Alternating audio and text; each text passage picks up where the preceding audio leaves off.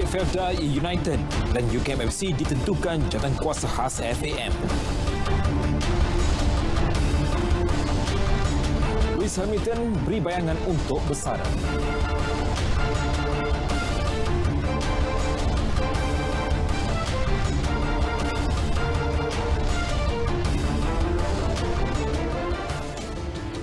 Terima kasih Fariz dan Fiona. Assalamualaikum. Salam sukan untuk semua. Dimulakan dengan perkembangan bola sepak terlebih dahulu. Nasib Felda United dan UKM FC dalam saingan Liga Malaysia musim depan kini bergantung kepada jawatankuasa khas bola sepak profesional Persatuan Bola Sepak Malaysia FAM. Jawatankuasa berkenaan akan memutuskan sama ada rayuan dua pasukan itu mengenai proses persosaan boleh dipertimbang atau tidak. Setiausaha Agung FAM Stuart Ramalingam berkata, sebelum ini tiada pasukan meminta lanjutan tempoh. Namun, selepas keputusan dibuat, kedua-dua pasukan mengemuka rayuan dan meminta masa untuk menghantar dokumen lain. Kemarin Stuart dalam satu kenyataan mengumumkan Felda dan UKM gagal dalam proses pensostaan dan tidak boleh beraksi dalam Liga M musim depan. Keputusan itu dibuat selepas mendapati kedudukan kewangan pelabur baharu untuk menampung kos pengendalian bagi saingan musim depan tidak cukup kukuh.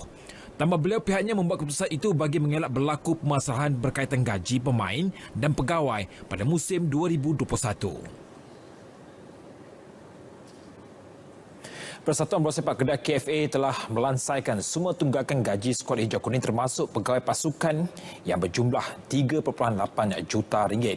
Presiden KFA Muhammad Sanusi memaknun yakin situasi itu akan menguatkan lagi motivasi pasukannya untuk menewaskan Pahang pada perlawanan pusingan pertama Piala Malaysia bermula 6 November ini. Jelas Muhammad Sanusi, pemain telah membuktikan kemampuan mereka apabila berjaya menduduki tempat kedua dalam saingan Liga Super musim ini. Saya yakin di atas prestasi semasa Kedah selepas menduduki tangga kedua MFL dengan latihan-latihan yang sedang dikendalikan oleh jurulatih pasukan dengan semangat dan top form pemain-pemain pada waktu ini, saya yakin sangat Kedah akan menewaskan Pahang. Tak ada masalah apa dah, insya-Allah. Kalau masa ada masalah pun kita boleh menang tambah. Masa tak ada masalah, langkung orang Kedah kata. Beliau yang juga Menteri Besar Kedah bercakap kepada pemberita selepas menyerahkan watika pelantikan kepada pengurusi Jawatankuasa Pembangunan dan Keselamatan Kampung JPKK di Dewan Al-Hana Sik Kedah.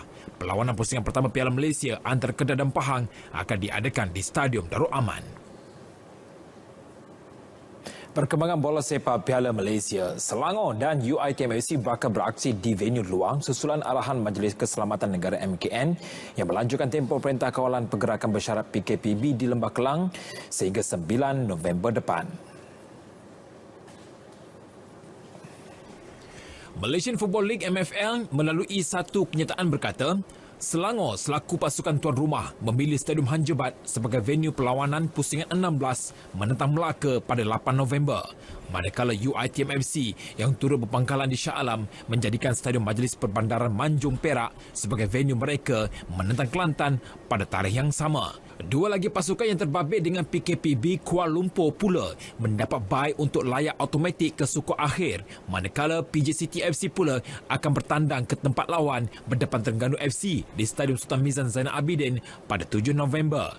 Sementara itu pasukan tuan rumah iaitu Pulau Pinang, Johor Darul Takzim JDT, Kedah akan beraksi di Stadium Negeri masing-masing. Satu lagi perlawanan membabitkan Perak dengan Kelantan United FC berlangsung di Stadium Perak Ipoh pada 7 November.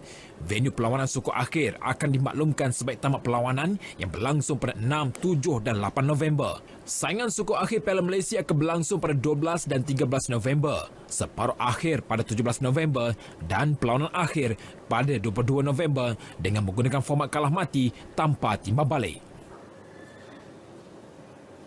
Presiden Persatuan Bola Sepak Malaysia FAM Datuk Hamidin Mohamad Hamin melakukan kunjungan hormat ke atas Duta Besar Arab Saudi ke Malaysia, Datuk Dr. Mahmud Hussein Said Khatan di kediaman rasminya hari ini. Ia bagi membincangkan kerjasama dua hala pembangunan bola sepak selain bidaan Arab Saudi untuk menjadi hos pusingan akhir Piala Asia AFC 2027 dan Sukan Asia ke-21 pada 2030.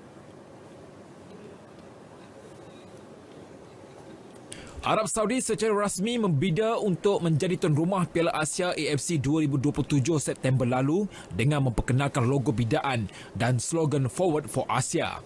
Negara itu tidak pernah menjadi tuan rumah kejohanan Piala Asia selepas kali terakhir membida pada tahun 2007. 4 lagi negara iaitu India, Iran, Qatar dan Uzbekistan juga akan membida untuk menjadi tuan rumah kejohanan paling berprestij di benua Asia itu.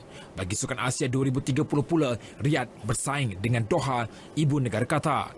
Dr. Hamidin turut menjelaskan pembangunan bola sepak wanita dan futsal serta perkembangan bola sepak semasa turut menjadi intipati perjumpaan mereka.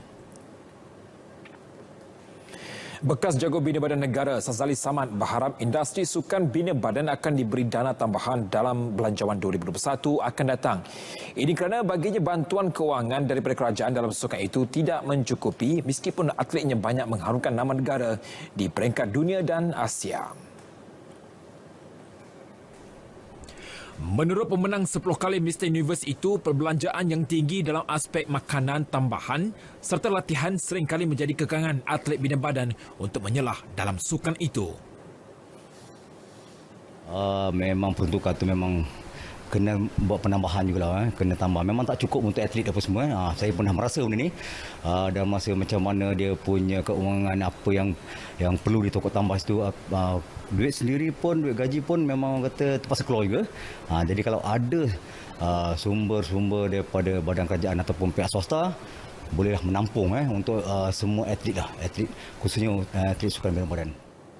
Sazali ditemui RTM sebelum menjadi tetamu rancangan Planet Sukan di Angkasa Puri. Tambahnya lagi, jika dana tambahan diberikan, ia sudah pasti dapat membantu para atlet sukan untuk menyertai kejohanan antarabangsa dan Asia yang banyak ditunda pada tahun hadapan. Sekian saja berita sukan untuk malam ini. Kembali semula bersama Faris dan Fiona.